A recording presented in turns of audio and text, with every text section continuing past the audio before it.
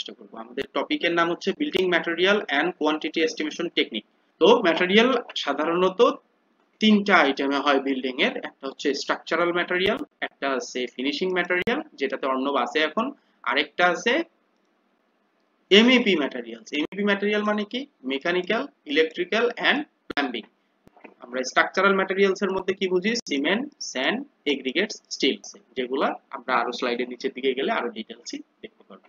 Detail material description and field tips.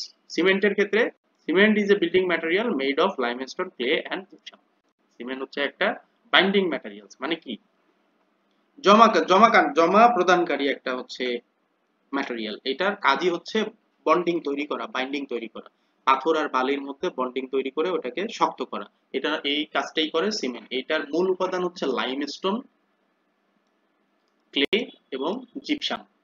আর যখন আমরা যেহেতু আমরা এটা প্র্যাকটিক্যাল বেস ক্লাস, সেহেতু এটার ফিল্ড টেস্ট আমাদের অবশ্যই জানা দরকার। ফিল্ড টেস্টে কি হবে? ফিল্ড টেস্টে হবে check the smooth texture and no lumps and fresh smell. এটার স্মেলটা ভালো হইতে হবে। নো লাম্পস, লাম্পস মানে হচ্ছে দানা। সিমেন্টের ব্যাগের ভিতরে যদি আমরা হাত দেই, দিয়ে যদি তালুর মধ্যে নেই, নেওয়ার পরে আমরা যদি আরেক হাত দিয়ে এটাকে মানে দলাই মলাই করি, তাহলে ওইটাতে কোনো দানা বাজবে না, একদম পাউডারের মতো একদম ফ্রেশ থাকবে। এবং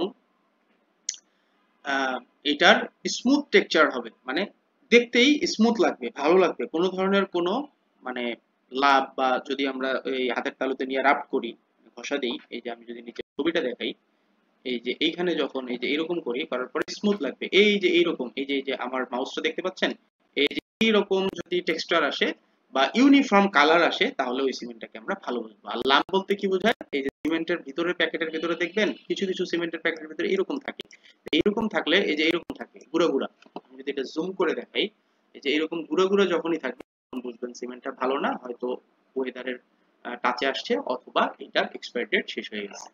আর ম্যানুফ্যাকচারিং কোড যদি আপনি দেখেন, এই যে এখানে বিভিন্ন ধরনের ডাটা দেওয়া থাকে, এর মধ্য থেকে আপনাকে কোড দেখতে হবে, ম্যানুফ্যাকচারিং ডেট দেখতে হবে, ম্যানুফ্যাকচারার কে করছে এটা দেখতে হবে, টাইপ অফ সিমেন্ট দেখতে হবে।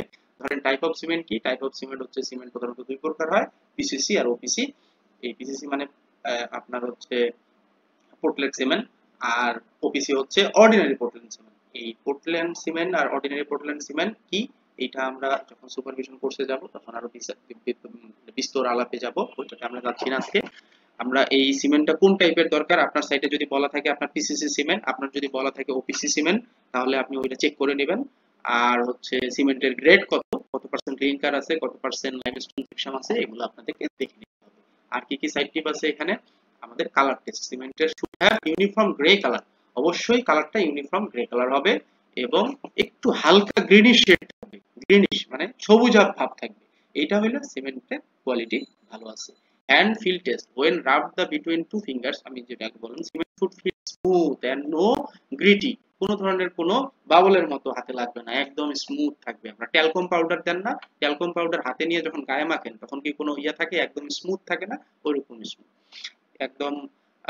সেটিং টাইম টেস্ট, যদি আপনারা এটা করতে চান করতে পারেন। Mix the cement and water paste, আপনারা একটা পেস্ট বানাবেন, পেস্ট বানায় রেখে দিবেন এবং 30-40 মিনিট স্টপ ওয়াচ দিয়ে চালায় রাখবেন। যদি 30-40 এর মধ্যে আপনার সেটিং টাইম শুরু হয়, মানে ইনিশিয়াল সেটিং টাইম জমাট বাঁধা শুরু হয়, তার মানে সিমেন্টটা ওকে আছে। আর যদি এর বেশি সময় নেয় তাহলে সিমেন্টটা ওকে নেই, এটা চেঞ্জ করতে হবে। মানে স্টোরেজ টিপ, এখানে স্টোরেজ টিপ দেওয়া আছে, store in dry place, avoid the moisture. Cement কিন্তু আপনি যদি খোলা জায়গায় রেখে দেন বা মাটির সংস্পর্শে রেখে দেন, তাহলে নিচের লেয়ারটা শক্ত হয়ে যায়। কারণ কি? কারণ হচ্ছে এটা ওয়েদারের টাচে চলে আসে, ওয়েদারের টাচে আসলেই সিমেন্ট আর ঠিক থাকে না, সিমেন্ট হয়ে যায় পাথর। সিমেন্টের ব্যাগ চাপ দিয়ে দেখো, শক্ত হয়ে গেলে সেটা আর ব্যবহারযোগ্য না। আমরা ম্যাক্সিমাম ইঞ্জিনিয়ার করি কি, চাপ দিয়ে যদি দেখি শক্ত, ওইটা আরো আগে ব্যবহার করি, যে কোম্পানির থেকে ম্যানেজমেন্ট আইসার আগ হবে বা এটা ধরা পড়লে হচ্ছে আপনার চিল্লানি শুনতে হবে, এই জন্য আমরা কি করি, ওয়ার্কারকে এটা আগে শেষ করবো, এটা আগে শেষ করে আমাকে বাঁচাবো, এরকমটা করা যাবে না।